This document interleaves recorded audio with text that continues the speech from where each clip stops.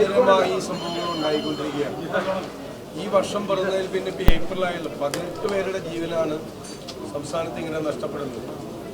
ഓരോ പ്രശ്നങ്ങൾ ഉണ്ടാകുമ്പോഴും ഇതിന് ശാശ്വതമായ പരിഹാരം ഉണ്ടാവും, തീരുമാനങ്ങളുണ്ടാവും, നടപടികളുണ്ടാവും എന്ന് പറയുന്നതാണ് വനം വകുപ്പ് മന്ത്രി ചെയ്തുകൊണ്ടിരിക്കുന്നത്. ഇവിടെ തന്നെ കഴിഞ്ഞ ദിവസം ഒരാൾ മരിച്ചു, ഇന്ന് 2 പേര് മരിച്ചു. ഒരു നടപടിയും ഉണ്ടാകുന്നില്ല.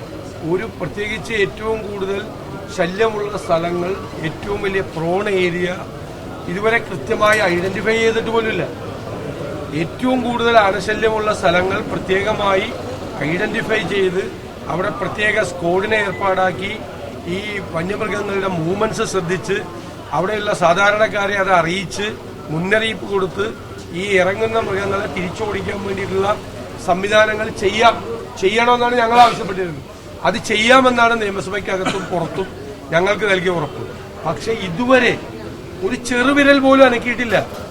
കഴിഞ്ഞ 5-6 കൊല്ലമായി 1000-ലധികം പേരാണ് ഇങ്ങനെ കൊല്ലപ്പെടുന്നത് കേരളത്തിൽ. 8000-ലധികം ആളുകൾ പരിക്കുപറ്റി ആശുപത്രികളിലാണ്. 10,000 കന്നുകാലികളെ കൊന്നു. കൃഷി മുഴുവൻ നശിച്ചു. കൃഷി ചെയ്യാൻ പറ്റാത്ത അവസ്ഥയിലാണ്. നിസ്സംഗരായിരിക്കുകയാണ് ഗവൺമെന്റ്. ഇന്നിപ്പോ ഞാൻ ചോദിക്കട്ടെ, കഴിഞ്ഞ ദിവസം ഒരാൾ മരിച്ചു, ഇന്ന് 2 പേര് മരിച്ചു. ജില്ലാ കളക്ടർ പോലും സ്ഥലത്തെത്തിയിട്ടില്ല. ജില്ലാ കളക്ടർ അത്ര വലിയ കൊമ്പത്തെ ഉദ്യോഗസ്ഥനാണ് ജില്ലാ കളക്ടർ എന്ന് പറയുന്ന ആള്. ഒരു ജില്ലാ കളക്ടറെങ്കിലും വരണ്ടേ, ആളുകളെ ആശ്വസിപ്പിക്കണ്ടേ? ഏറ്റവും പാവപ്പെട്ടവരിൽ പാവപ്പെട്ടവരായ മനുഷ്യരല്ലേ ഇതിന്റെ ഇരകളായി മാറുന്നത്. അവരെ ഒന്ന് ആശ്വസിപ്പിക്കാൻ, അവരോട് വന്ന് നടപടി സ്വീകരിക്കുമെന്ന് പറയാൻ ഗവൺമെന്റിനെ പ്രതിനിധാനം ചെയ്ത ഒരു ജില്ലാ കളക്ടർ പോലും 3 പേര് മരിച്ചിട്ട് തിരിഞ്ഞു നോക്കുന്നില്ല എന്ന് പറഞ്ഞാൽ ഈ ഗവൺമെന്റിന്റെ നിസ്സംഗത അതിന്റെ പാരമ്യത്തിലാണ് നിൽക്കുന്നത്. ഒരു കാരണവശാലും അനുവദിക്കില്ല. ഈ വിഷയത്തിന്റെ ഗൌരവമുള്ളതുകൊണ്ടാണ് ഞങ്ങൾ മലയോര സമരയാത്ര നടത്തി കേരളത്തിന്റെ ഫോക്കസിലേക്ക് അത് കൊണ്ടുവന്നത്. ഞങ്ങൾക്ക് ജാഥ നടത്തി മിടുക്കന്മാരാകാൻ വേണ്ടിയിട്ടല്ല. ഈ വിഷയത്തിനൊരു ശാശ്വതമായ പരിഹാരം ഉണ്ടാക്കണം. കൺവെൻഷനലായി ചെയ്യുന്ന, പരമ്പരാഗതമായി ചെയ്യുന്ന രീതികൾ വേണം. മറ്റ് സംസ്ഥാനങ്ങൾ അവലംബിക്കുന്ന ആധുനികമായ രീതികൾ എടുക്കണം. ഒന്നും കേരളത്തിലെ വനം വകുപ്പ് ചെയ്യുന്നില്ല എന്നതാണ് യാഥാർത്ഥ്യം. അത് മനസ്സിലാക്കണ്ടേ? എന്തൊരു കഷ്ടമാണിത്. ഇവരെ മുഴുവൻ വിധിക്ക് വിട്ടുകൊടുത്തിരിക്കുക. എന്തിനാണ് ഇങ്ങനെ വനം വകുപ്പ് മന്ത്രി ആ കസേരയിൽ ചാടിയിരിക്കുന്നത്? അതിന്റെ മീതെ മുഖ്യമന്ത്രിയില്ലേ? ഒന്ന് അന്വേഷിച്ചൊന്ന് എല്ലാവരെയും വിളിച്ചുകൂട്ടി ഇതിന് എന്ത് തീരുമാനമെടുക്കണം എന്ന് ആലോചിക്കാൻ പ്രവർത്തിക്കുന്ന ഒരു ഗവൺമെന്റ് സംസ്ഥാനത്തില്ലേ? ഇപ്പൊ ഇന്നെന്ത് ജനപ്രതിനിധികൾ, MP ശ്രീ ബെന്നി ബഹനാൻ MP അടക്കമുള്ള ആളുകൾ ഇതറിഞ്ഞ് ഇവിടെ ഓടിയെത്തുകയാണ്.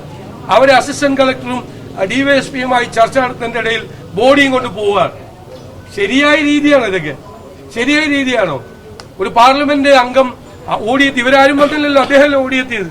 അദ്ദേഹവും ജനപ്രതിനിധികളും ഇവിടെ ഓടിയെത്തി അവർ ഉദ്യോഗസ്ഥരുമായിട്ട് സംസാരിക്കുന്നതിന്റെ ഇടയിൽ അവരെ കബളിപ്പിച്ചുകൊണ്ട് കൊണ്ടുപോവുക.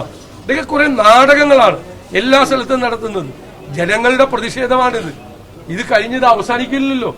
ഒന്നും ചെയ്തു കൊടുക്കാൻ, അവർക്ക് നഷ്ടപരിഹാരത്തിന്റെ കാര്യം, അവർക്ക് വീട്ടിൽ കൊടുക്കേണ്ട കാര്യങ്ങൾ, അവരുടെ ജോലി തുടങ്ങിയ കാര്യങ്ങൾ എല്ലാത്തിനും ഒരു ഉറപ്പ് വേണ്ടേ? ഒന്നും ഒരു ഉറപ്പ് കൊടുക്കുന്നില്ല, ഒന്നും സംസാരിക്കുകയില്ല. ഞാൻ പറയുന്നത് വലുതായിട്ട് പരിക്കുപറ്റി കിടക്കുന്ന നിരവധി ആളുകൾക്ക് ഇപ്പോഴും നഷ്ടപരിഹാരം കൊടുക്കാനുണ്ട്. കൊടുത്തിട്ടില്ല. പല സ്ഥലത്തും, പല ജില്ലകളിലും കൊടുത്തിട്ടില്ല. ഞങ്ങൾ ഈ യാത്ര നടത്തുമ്പോൾ ആന ചവിട്ടി 14 ഓപ്പറേഷൻ നടത്തിയ ആൾക്ക് പോലും ഒരു പൈസ കൊടുത്തിട്ടില്ല. പലരും ജീവശവങ്ങളായിട്ട് നിൽക്കുകയാണ് ഇപ്പോഴും. അവരെ ആരെയും സംരക്ഷിക്കുകയോ ചേർത്ത് നിർത്തുകയോ ഒന്നും ചെയ്യാത്തൊരു സർക്കാരാണ്. അതിശക്തമായ നിലപാടുമായിട്ട് ഞങ്ങൾക്ക് പോകേണ്ടി വരും. ഇത് ഉത്തരവാദിത്വമില്ലായ്മയാണ്. ഗവൺമെന്റിന്റെ പൂർണ്ണമായ ഉത്തരവാദിത്വമില്ലായ്മയാണ് കാണിക്കുന്നത്. അതിനെതിരായിട്ടുള്ള സമരവുമായി മുമ്പോട്ട് പോകും.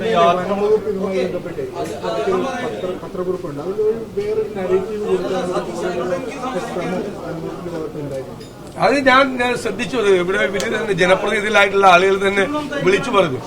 ആന ആക്രമിച്ചു കൊന്നിട്ട് ഓരോ റെഫറൻസ് കൊടുക്കുകയാണ്. ഈ വനാവകാശ നിയമപ്രകാരം അവിടെ ജീവിക്കാനും അവിടെ മറക്കാനും മറ്റൊക്കെയുള്ള അവകാശങ്ങളുള്ള ഒരു ജനതയോടാണ് ഈ ചെയ്യുന്നതെന്ന് മറക്കരുത് വനം വകുപ്പ്. വനം വകുപ്പിനെ സംബന്ധിച്ചിടത്തോളം കേരളത്തിൽ ഇപ്പോ കർഷകരും ആദിവാസികളും ശത്രുക്കളായിട്ടാണ് അവരെ കാണുന്നത്. അതുകൊണ്ടാണ് അവർക്ക് പ്രത്യേകമായ അധികാരങ്ങൾ നൽകുന്ന വനം നിയമം ഭേദഗതി വന്നപ്പോ ഞങ്ങളുടെ മലയോര യാത്രയിൽ ഒന്നാമത്തെ ഡിമാൻഡാണ് കൂടുതൽ അധികാരം ഫോറസ്റ്റ് കൊടുക്കരുത്. അതിന് ഈ മനുഷ്യർക്ക് ജീവിക്കാൻ പറ്റില്ല. അത് പിന്നെ പിൻവലിച്ചു. ഞങ്ങളുടെ സമരത്തെ തുടർന്ന് അത് പിൻവലിച്ചു. ഇപ്പോഴും വനം വകുപ്പ് ഇവരെ ശത്രുക്കളായിട്ട് കാണുന്നതാണ്. അവരാണ് വനത്തെ സംരക്ഷിക്കുന്നത്, വനം വകുപ്പൊന്നും അല്ല വനത്തെ സംരക്ഷിക്കുന്നത്. ഈ കർഷകരും ആദിവാസികളുമാണ് അവർ സംരക്ഷിക്കുന്നത്. അവർക്ക് അവിടെയുള്ള അവകാശങ്ങളെ പോലും ഹനിക്കുന്ന രീതിയിലാണ് വനം വകുപ്പ് പറയുന്നത്.